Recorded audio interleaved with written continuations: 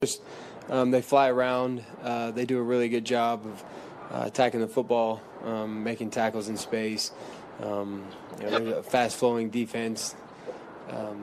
They don't do a whole lot, but they do what they do really well, and they're very consistent at it. They have some key players that you definitely have to be aware of. Just good football players. They've done a really good job drafting, and they've built a good defense. Hey, welcome to Altitude After Dark. That is Bo Nix talking about the Houston D. It's DMac and Coach Mike Sanford. We're brought to you by Journey Spice, which Sanford loves, and I know Anne-Marie loves, and everybody loves the Journey Spice. Correct, Coacher? Big Journey Spice guy. Yeah. Huge Journey Spice guy. It. And you can get your Journey Spice going as DMac kind of flails around here by hitting this QR code right there, and you can save yourself 10% using the code GETSPICY. And no matter if it's breakfast, lunch, dinner, whatever you're doing, singles, doubles, quads, Amazon.com, use the code GETSPICY. More on Journey Spice in just a little bit. All right, let's talk about the Houston defense. I mean, that's really the story, right, Coach? Is the two best defenses in the NFL theoretically going after each other. It is. It's the number one scoring defense in the Houston Texans, which gives up essentially 14.7 points per game, just shy of 15, that's dominant. But what that tells you too is that the Houston Texans offensively, even though they haven't scored a ton of points, they're in the back third analytically. This is a team that does play complementary football. But you look at the Denver Broncos. The Denver Broncos are a team where they create big plays defensively. They lead all metrics from a pressure standpoint, lead all metrics from a sack standpoint. But the Houston Texans, man, I'll tell you what, they that yards per play rank is elite. Where's the score points per game? 14.7. That's unbelievable, absolutely unbelievable, and it's something that I'm looking forward to watching this matchup. Okay, so what makes the difference, Coacher, when you have two great defenses at the end of the day? What matters? What matters most? Well, and that's where I think, even though the storyline is going to be defense good on good, they're not going to be on the field against each other, right? Right. We're not going to see Nick Benito lining up against Will Anderson. We're not going to see Derek Stingley Jr. and Talanoa Hufanga matching wits on the field. So it's going to come down to what I think is a really interesting side story here is, do you remember when the world was just anointing C.J. Stroud as Offensive Rookie of the Year, the next big thing? Well, guess what? Last year, he was labeled sophomore slump guy. Mm-hmm. Third year, I don't know, is he having the junior hangover? The sophomore was a bit of a slump. The junior years felt a little uneven. He did have a really nice performance in his last time out, 318 yards in the big win that they got a week ago. But I think that, Bo Nix has been a player that has had his fast rise, and then at times people just want to hate on him. Was he in danger before maybe the last 2 or 3 games? I'd say the last 5 quarters. Was Bo Nix in danger of the sophomore slump? Probably.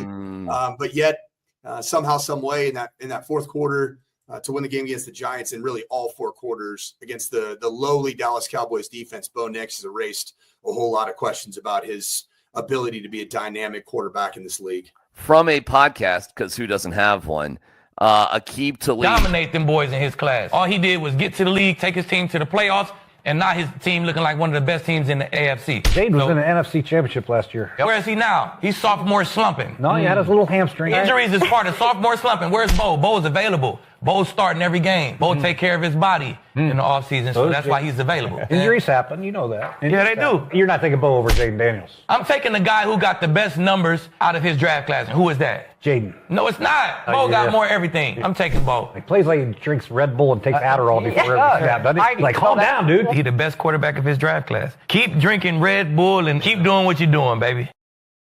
Okay, and here's the offensive numbers here, Coach, for the Broncos and the Texans. Broncos on the left, Texans on the right. Look at that, man. I mean, the Texans are just 6'7", as the kids would say, man, my man. And it's not like the Broncos offense is incredibly prolific, but look at the running. Look at the points per game, and they're sneaking up into the top 10, where C.J. Stroud and the Texans are, not great. Look at that third down percentage by the Texans, 25th in the league.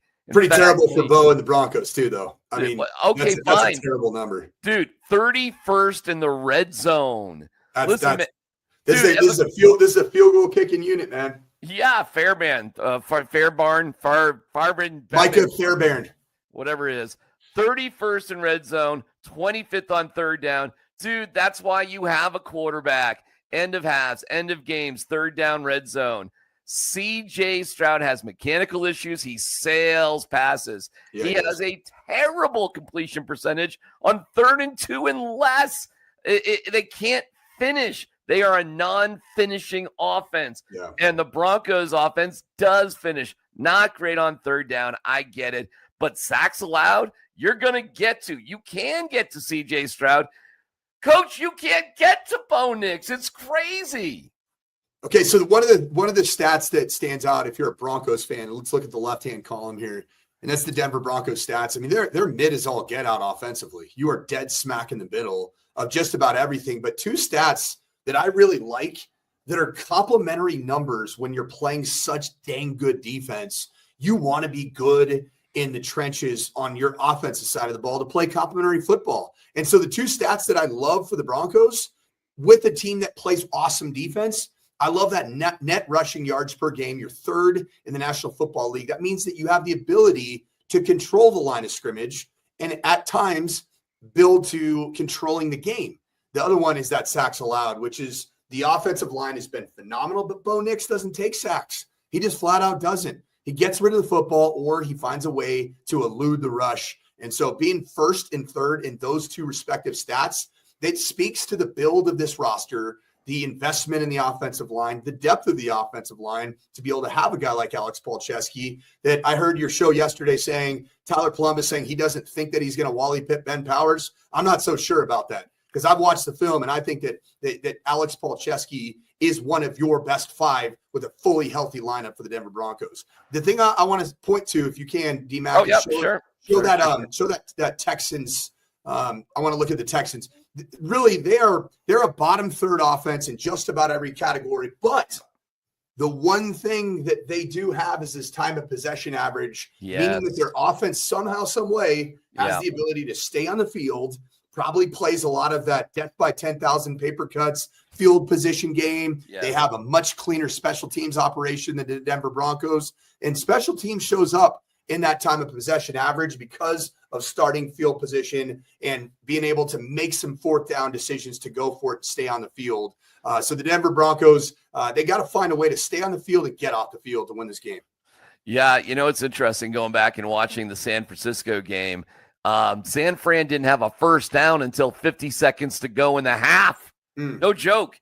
And it was all time possession. But guess what, Mike? The Texans couldn't finish. Yeah. So despite the fact that the Niners didn't have a first down until inside a minute of the first half, they came back for a quick strike touchdown and they go into halftime and it's like, 16-7. It's like, oh, well, it's not that bad.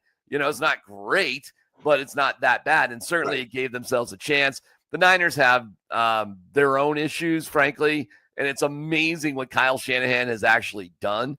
But check this out. In the Seahawks game, the Texans were +3 and lost.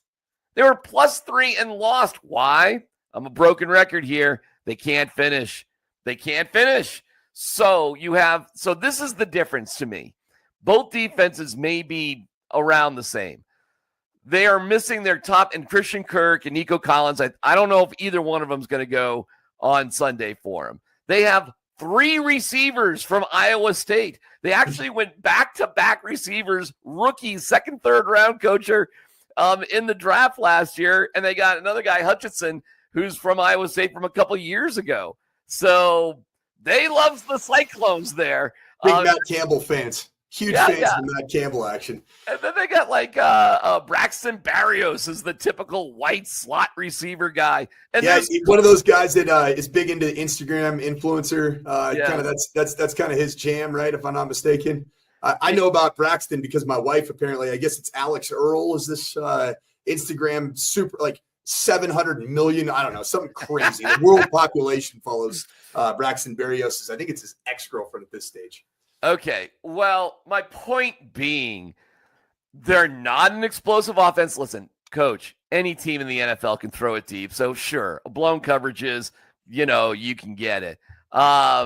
Woody Marks, good running back, solid running back, as is Nick Chubb. Solid.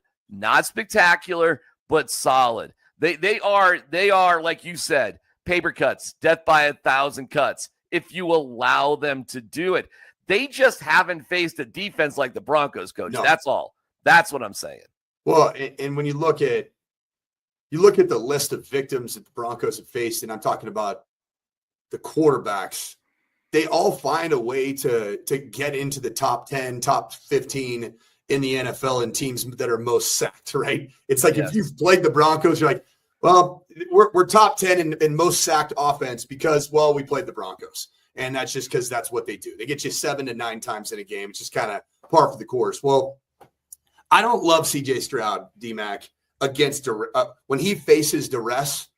He looks like he gets overmatched, overwhelmed, emotionally gets hijacked. And I think that's going to play a major factor in this game. And not to mention, you brought this up yesterday on the radio. I was listening to you. This is a new offensive coordinator, right? And a year ago, and even CJ Stroud's rookie year, Bobby Slowick was the toast of the football world.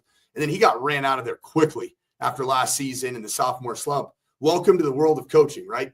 You can go from the hero to the GOAT in a New York second. We've seen that in the college football landscape. Heck, we've seen it in Boulder, Colorado here the last 2 weeks. A hero beat Iowa State, and then you get obliterated and you're down 43-0 against Utah. It's just kind of the way the industry goes. So I still think there's a feeling out process for CJ Stroud with his new offensive coordinator and play caller. And I think that's going to factor into this game for the Broncos pass rush and ability to get home.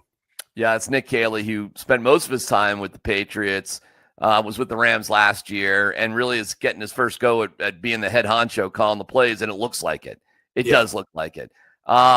You remember that with Philly too, when Philly had a guy that was pretty much a lifer, quality control, offensive assistant. He was the assistant tight end guy, the assistant receiver guy, and all of a sudden he's a play caller for the defending Super Bowl champions because he was Nick Sirianni's boy. You remember a guy? I'm drawing a blank on his name right now, but he's certainly famous and infamous right now in Philadelphia. But I feel the same way with the Texans. That it's DeMeco Ryans, because he is such a good defensive mind. He's such a big presence. He's a dominating presence. It's probably been hard for DeMeco to find the right guy that's willing to go and be in the shadow of such a defensive-minded outfit, just like Robert Saleh was. When Robert Saleh was a head coach, man, you just couldn't ever find the right guy to call the offense opposite such a defensive-minded head coach. Of course, you're talking about the beleaguered Kevin Patullo. Patullo. We had some fun with Patullo, didn't we? Both before and after the contest. Because they had the bro thing, with the arms and the pros and a pro, and it's all the bro shit with those guys. So much bro. There's a lot of bro going on there. Yeah, there was. It's like Tyler Columbus, the famous gym bro, right? Gym bros. Hey, by the way, I thought about this when you and Tyler were talking yesterday about Mercedes Lewis, and I told you the anecdote about me and Mercedes. Yes, I told you that, right? Yes. You played high school. You played high school against each other as quarterbacks, correct? Yeah, we had a quarterback duel.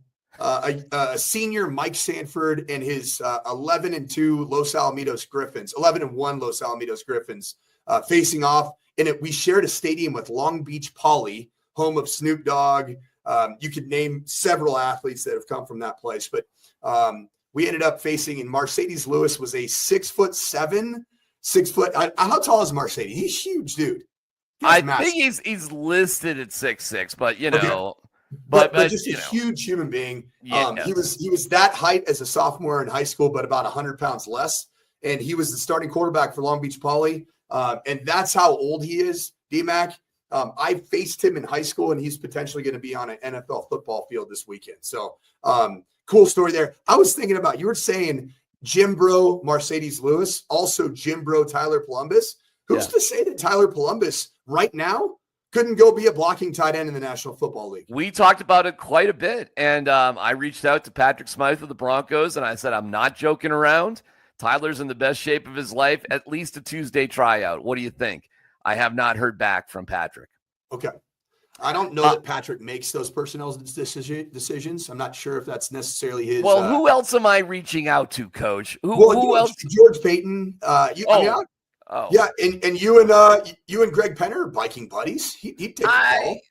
I don't talk to Greg about stuff like that. I leave well enough alone. I bug other people with my foolishness. But so Patrick Smythe has to deal with the foolishness. He's the consummate professional. He has to deal with the foolishness. And speaking of Mercedes, all right. Marcedes. Marcedes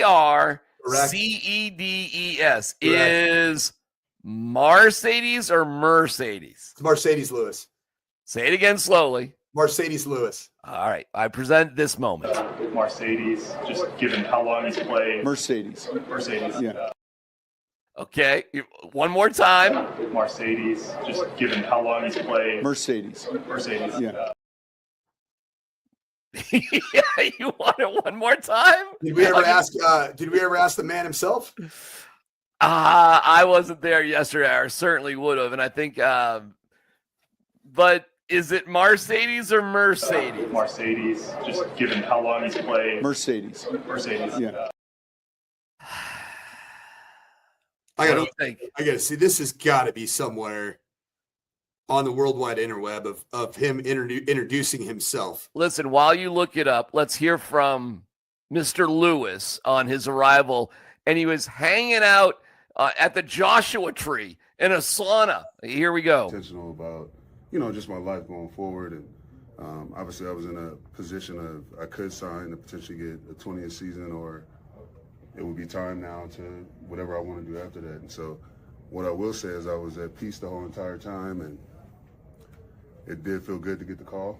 I happened to be in the sauna at the time, and they were like, hey, I saw a number pop up on my phone. It was a Denver number. Obviously, I don't have it saved, so I didn't answer at first. I thought it was spam. And then I got another call, and then, GM left a message. I called him back. He's like, can you hop on a plane tonight? I was like, of course, I'm there. So I probably got here around 11:30 p.m., got to the hotel, did my workout, physical, and everything like that, and it happened that fast within a day. How important is it to not just... Okay. You got something for me, Coach? I mean, I'm showing in all the pronunciation guides that I find right here. Okay, I'm going to go to the pronunciation guide from this is from the Chicago Bears, and I see actually when Mercedes was playing for. Oh man, never mind. Can't find him. No is an acceptable answer. Gosh, I don't see it. I don't see it. Well, listen, Sean is the authority. Mercedes, just given how long he's played. Mercedes. Yeah. That in mind. Mr. Lewis, if you don't mind, here's who this guy is. Oh, I found it. Up. UCLA Bruins. Pronunciation guide from 1937 when he was a sophomore. And here it is. I can't. You got to put it right in front of your face. Well, help me out because I'm blind. I'm sure people can see it. I'm not sure where. Okay. Mercedes. There it is. I see it in the middle. Mercedes. So Sean is wrong. That's Mercedes. UCLA, man. Mercedes, just given how long he's played. Mercedes. Yeah. Mercedes. It's so Mercedes. What we've learned is when Sean splains something to you, he's not 100% accurate when you get Sean splained. The guy is a body. You know what I think he is? I think he's a deep thinking, spiritual body guy. So I think he's a little new agey. You're talking about Mercedes? Yeah. Big jiu-jitsu guy. Loves some. He's always big into MMA. Okay. Huge into MMA. He's always, one thing I've noticed about Mercedes Lewis, MMA, so UFC fights for the last 20 years. He's pals with Dana White and Joe Rogan. He's always, front and center in the octagon. He makes it to, I don't know how he's kind of like Jamal Murray. I don't know how he makes it to so many dang MMA fights. He's there at all. All right. And a lot of those guys, I mean, there's a lot of, kind of idiots in that world, but there's a lot of guys in that world that are, like I just said, very body conscious, very health oriented, very disciplined. And I don't know where he is on his personal life with the wife and kids, if he has any. But I think seriously, age is just a number. And if you just do the right things, especially for whatever role you have, and he's just coming like as a blocking tight end, come on, man. We just need somebody who's willing, who's got the right mind space and the right physical ability. So I love this signing. I don't think it changes a ton. I just think it's a fun addition. And that sort of veteran leadership, I don't know how that's a negative in the locker room, that's for sure. So I'm a big fan, but don't forget the Broncos tried to sign 2 other tight ends, and they got caught up in the waiver wire, and, they got snatched up before the Broncos got to them. That's the price you pay when you're too successful. So he was the 3rd choice in this particular role, and we'll see what happens because Atkins and Surtain, Atkins did not go on the IR, Coach, which I think is a good thing, right? I think it's a great thing. So of this below average tight end group that Denver Broncos have, I'd call them average. They're average. Evan Ingram, now that he's starting to arrow up, you at least have some ability to throw the football to your tight end group. The guy that I've liked the most is a well-rounded tight end that gives you versatility. And I saw this a year ago at training camp. Nate Atkins is the guy that, frankly, you don't need Michael Burton on your roster. You don't need, is it Prentice? What's the guy? Prentice? Adam Prentice, yes. Adam Prentice. You don't need him on the roster. No. But, now that you do have an absence of Nate Atkins, there's some concerns for me about some of your 12 and 21 personnel groups that you want to be able to utilize to get some of your run game. So Evan Ingram's not going to play that role. I think Mercedes Lewis can. I think he can. He knows so many different schemes. He's a guy that's played in literally every single offensive scheme known to mankind. When you span that much, what team is this for Mercedes? Is this 10? No. He's only played on 4 other teams previously. That's really interesting. Yeah, he's played. He's got UCLA 2002 to 2005, not 1937. Jags for a long time, 06 to 17. Packers 18 to 22. Bears 23 to 24. So wait, I'm sorry. The Broncos are only his 4th team. That's so insane. He's on his 4th team. That shows you. You know what that shows you is his character and his ability to be accountable. To be a 41-year-old athlete and only playing on your 4th team, that's impressive. Very. And I do see that. I believe he's a married man to Tori Brown, a former athlete herself. Okay. I think a UCLA athlete. He does have a daughter. Okay. So yeah, I think he's he's a family man. So. Well, he's got a wonderful family then, doesn't he? Because they allow him to pursue his own path and be okay with it. Obviously, they're willing participants in the whole thing. So I'm saying A+ all around. Here is how Sean Payton views him. Mercedes, just given how long he's played. Mercedes. Yeah. What do you mean to bring him in? Well, he's someone you kind of follow his career, and I knew he'd been training. I know he's in great shape, and he's a tremendous blocker. I think you don't want to get caught where, man, it's got to be jumbo.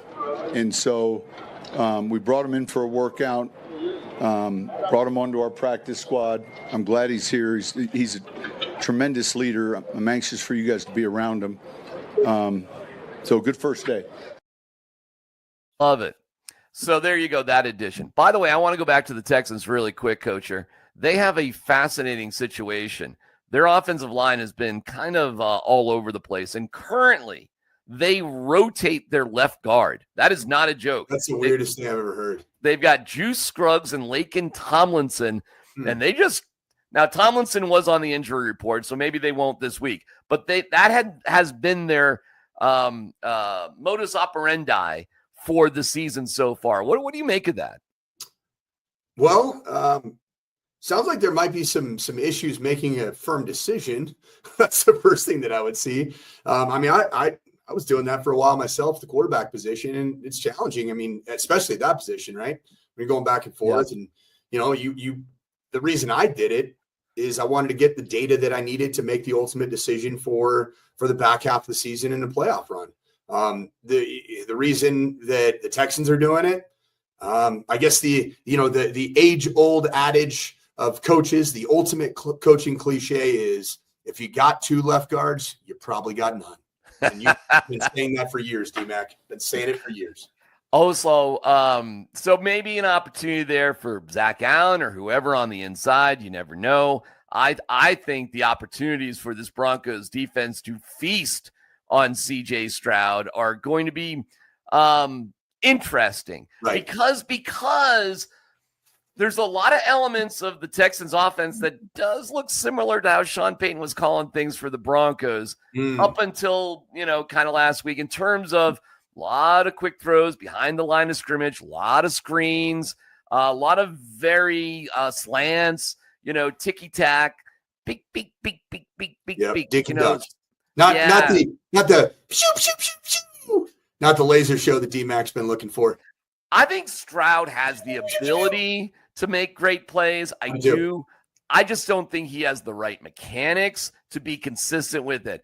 I think CJ Stroud is a decent quarterback, but that's it, man. And his rookie year, how about this for a hot take? That might just be the most successful year he has as an NFL quarterback. Could be. I think this game's going to go a long way in determining that narrative, DMac, because he's going to have an opportunity at home where he just was able to gather some of the same confidence that Bo Nix was able to gather in the fourth quarter against the Giants going into the game against the Cowboys. But you got a home contest against the defense that is the cat's meow. I mean, it is. Everybody is talking about this Broncos defense. And if CJ Stroud ends up being the next victim to this defensive front and secondary, then I think you're right.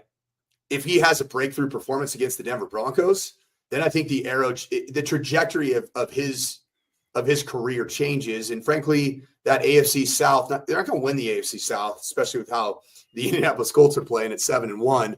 But they probably find their way into some semblance of playoff discussion. This is a must-win for the Houston Texans. This is you lose this game, it's over. It's over. It is. This is must-win football, man. All right, speaking of the Broncos defense, I want to play this. The Pat Surtain podcast. At least the clips are entertaining. Here are the fellas talking about Riley Moss. Pat, we was talking about your boy today, too. Riley. I ain't gonna lie. Go kill on the tape with Riley, boy. Yeah, he been hooping. Riley hard. Nah, Riley balling, bro. I ain't gonna lie. I think they racial profiling my dog, though, man. They calling all these flags on my boy, man. I ain't gonna lie. The flags is egregious, bro. You don't understand, bro. He had a rep against CD. They ran fade. He was in perfect position, played the ball, played his hands. They called a flag on my dog. I'm like, I don't know what it is, what they got against him. You think they profiling your boy? Yeah, they profiling him, bro. It got to be, bro. I don't know what it is. I'll tell you this, man. Who's that in the middle? I know Terry I'm Arnold. not sure. Terry Arnold is all great. I mean, all kinds of personality. He's on the bottom there. He's the DB that was drafted out of very, very impressive dude at the Combine 2 years ago. Yeah. Plays for the Lions, but the guy in the middle looks familiar. I'm trying to remember who that is. I'm sorry. I'll look it up. But let me just throw this out from Zach Stevens from DNVR. Riley Moss has the lowest catch percentage in the entire NFL per Next Gen Stats. Teams only complete a pass when throwing his way 46% of the time. That is the best in the NFL. Okay. So life without Surtain, how would you draw it up? Would you be trying out Jahdae Barron on the outside, or is this just Chris Abrams' drain?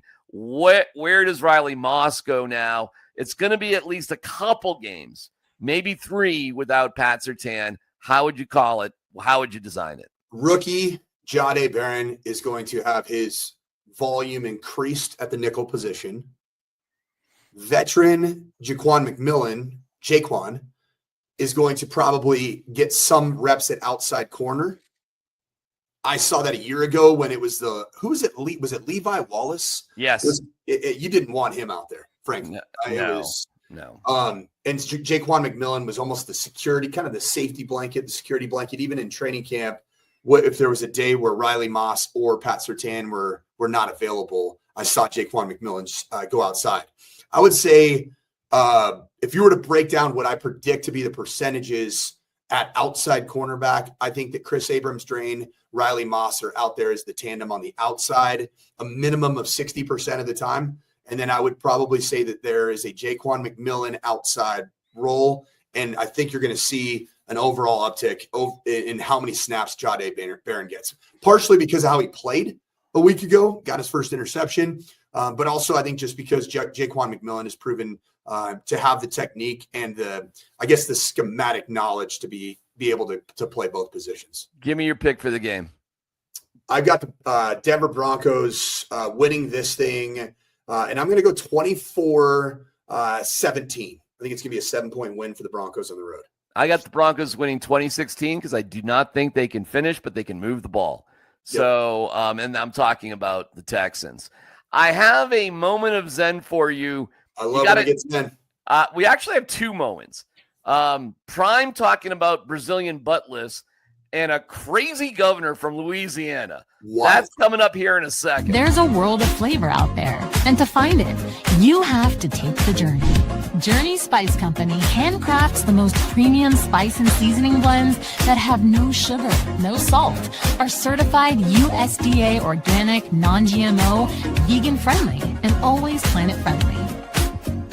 You are going to love serving amazingly delicious creations while knowing you helped reduce single-use plastics. Make sure to search for Journey Spice Company on Amazon today. Use the code GETSPICY and save yourself 10%.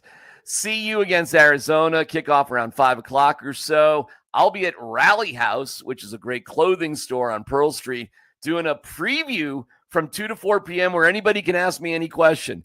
I'm not sure what the questions are going to be. This will be on the digital, by the way, if you're looking for an interesting watch on Saturday.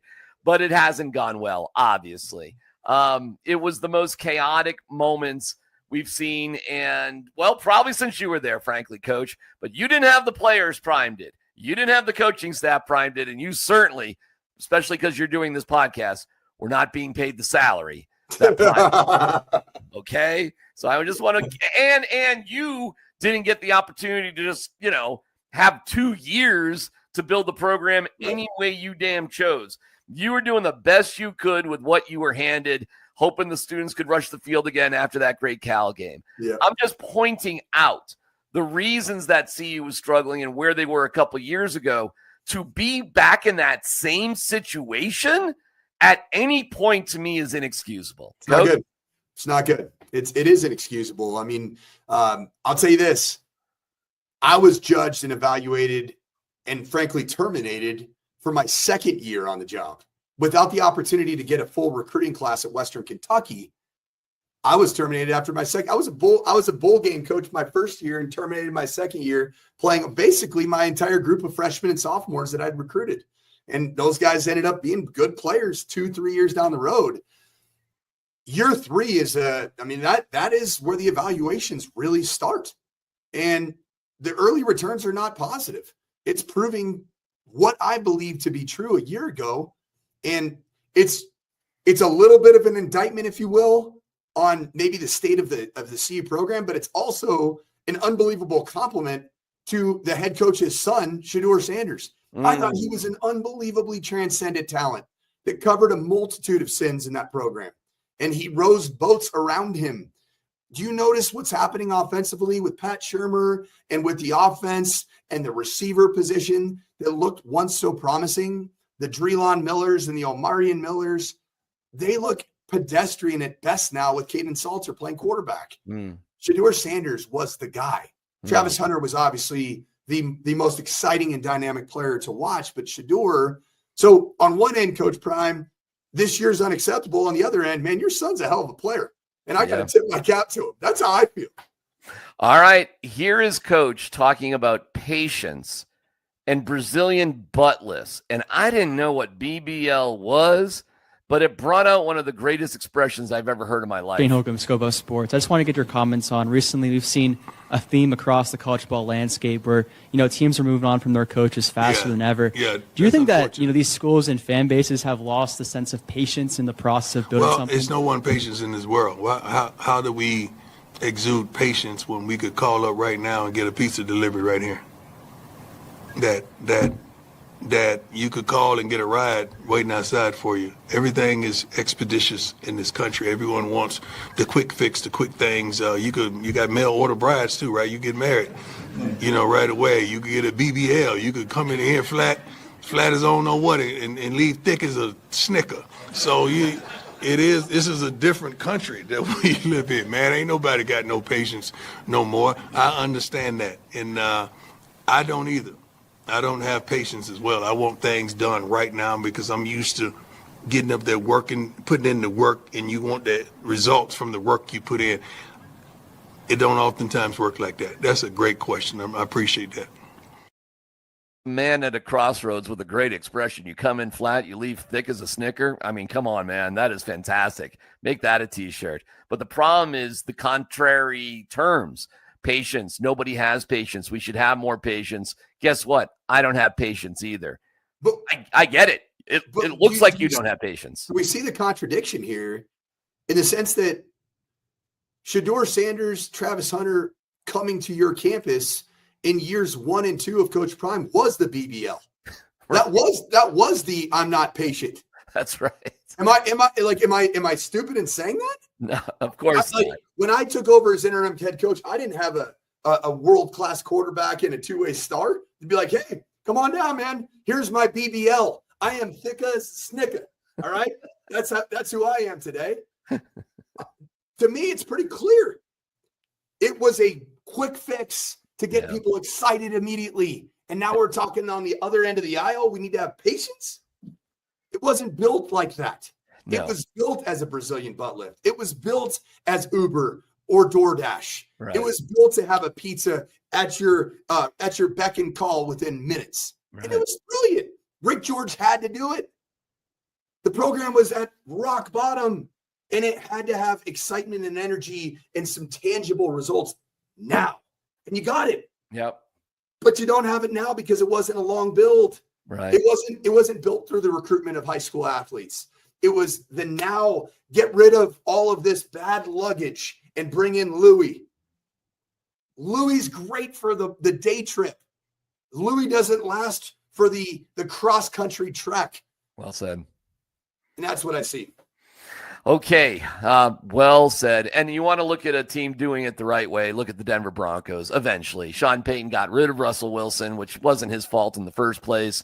And then they did build. They built because they committed to a quarterback to develop that quarterback, and they had money eventually for free agents like Hufanga and Greenlaw eventually. But then they just, they did well in the draft too. And now they're retaining their stars like Surtain and Jonathan Cooper, who was a 7th-round draft pick. That's building, man. And Nick Benito, who was a late 2nd-round pick, last pick in the 2nd round. That's building. Good for George Payton on that. Good for Sean Payton for understanding the value of a quarterback. And certainly good for Greg Penner to understand the basis of business and how to build things up. It's too much chaos there at CU, my friend. It did work for a little bit, and it's a lot of fun. And I'm not advocating for Prime to be fired. Nothing like that. No way. But why? Because he did enough in his first 2 years to warrant the fact that there is the possibility of exciting. But now they have to do something very, very difficult. They have to build as if they just began. And you have to kind of forget about those first 2 years, period.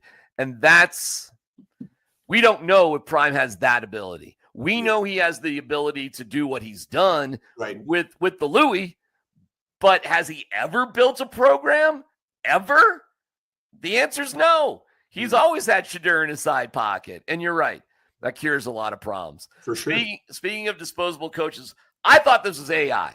I'm not going to lie. I'm still convinced it is AI.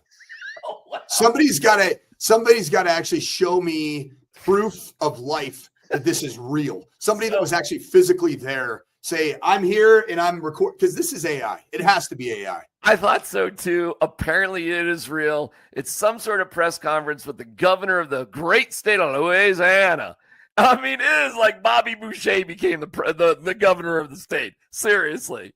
And this is in light of Chip Kelly being fired, right? Not Chip Kelly. What am I talking about? Brian Kelly, sorry. And how much money did they owe Brian Kelly? $53 million, right? Something like that. Okay, here we go, folks. Enjoy your gumbo. Absolutely correct. We are not going down a failed path. And I wanted to tell you something. This is a pattern.